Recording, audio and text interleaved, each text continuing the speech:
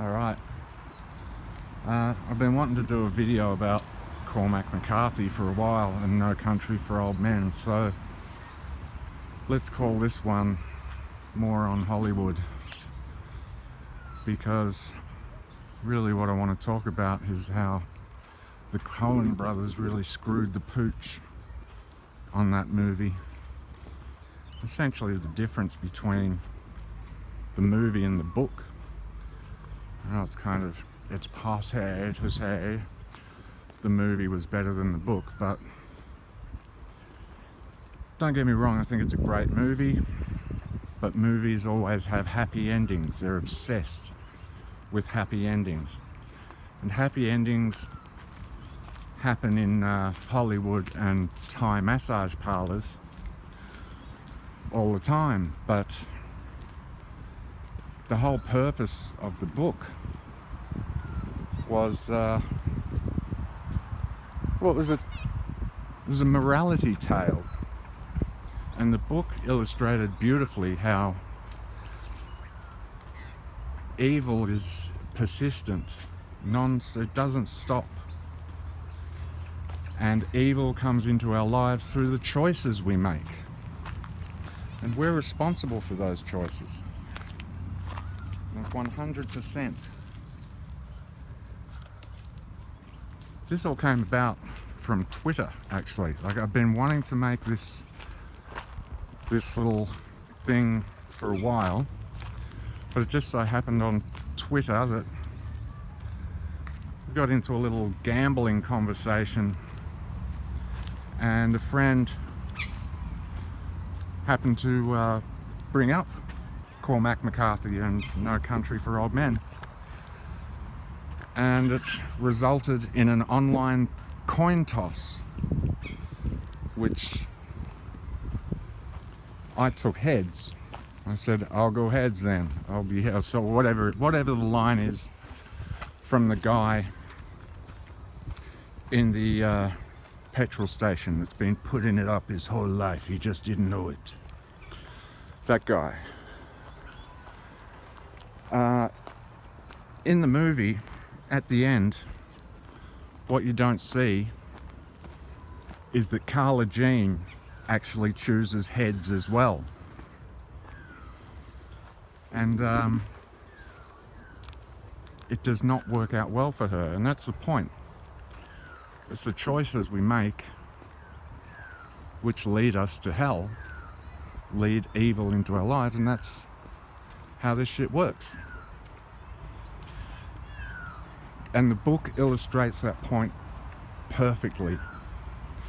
And the Coen brothers, being the Coen brothers and considering who they work for, again, completely screwed the pooch. Now, it's one of my favourite movies, or it was at least. It's a great movie, but it's very poor storytelling, and that's the point. They took a great story, they took a perfect story, and they ruined it. They ruined it with Hollywood devices, like the happy ending. Like, it showed that it made Carla Jean appear helpless, like she had no choice. All we saw was Sugar walking. It's like she never made the choice. But in the book, she says, all right, heads then. And it comes up heads, and that's why he kills her. Because whether you want to face it or not, she played a part in that whole thing. As absurd as it was, she played a part, as we do in our own demise. So, the great thing about this online coin toss? Yeah, an online coin toss, that's what it was. The cool thing about the online coin toss was I went heads, my friend went tails, we both won, because we both made the right choices. I assume, allegedly. I don't know. I only know this person online. I don't know them in real life, so I don't know what they're like, but their Twitter feed seems pretty awesome. The funny thing was, we both engaged with another friend's Twitter feed, which is all gambling and various different kinds of vice and whatnot, which, you know, that's what makes the world go around. But the ending of the book, I'd like to kind of try and lay it out as best I can from memory. After the car crash, okay, so Carla Jean ends up choosing, she has to make a choice, because that's the nature of evil. You have to make a choice. Evil cannot make the choice for you, otherwise it wouldn't be fair. Chigurh states this. So, she calls the coin toss. She calls the coin toss and she calls heads, so he shoots her. Then he walks out of the house and gets in the car wreck immediately. Again, that's the nature of evil.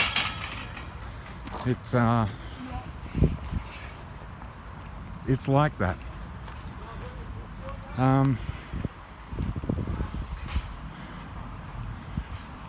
Where are we? Right.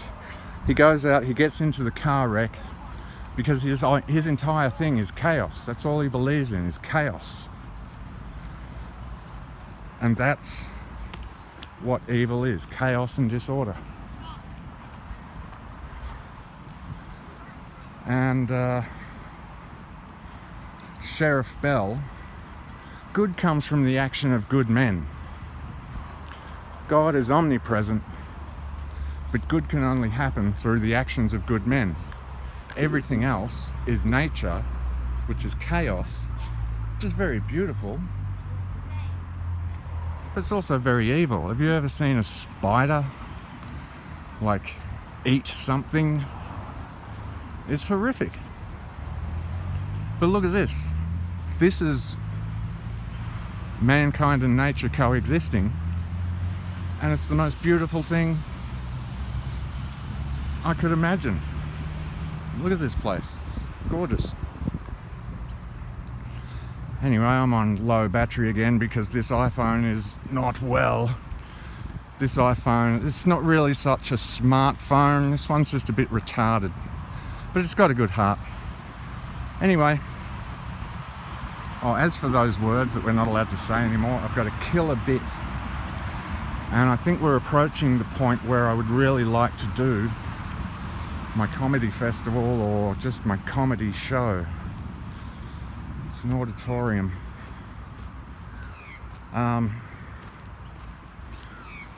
So anyway, back to No Country for Old Men. That's pretty much where the film leaves off.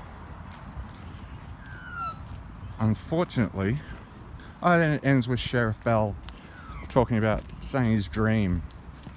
And before that he says, I always thought God would come into my life somehow, and he didn't. But at the very end, actually you see that God's been waiting for him the whole time. It's his father, it's his forefathers. It is the nature of good and evil. Sheriff Bell is the good. Llewellyn Moss is the tempted. Yeah, so what do you think? This is where I'll do my show, I think. And Anton Chigurh is the evil. Evil is persistent. Evil goes on to the end of the film, to the end of the book rather. Anton Chigurh gets out of the car, walks off, broken bone sticking out of his arm, tracks down the guy who originally paid the $2 million and says, here's your money, now from now on you only deal with me.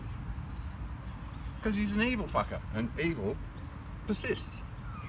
Goodness only comes from the actions of good men and women.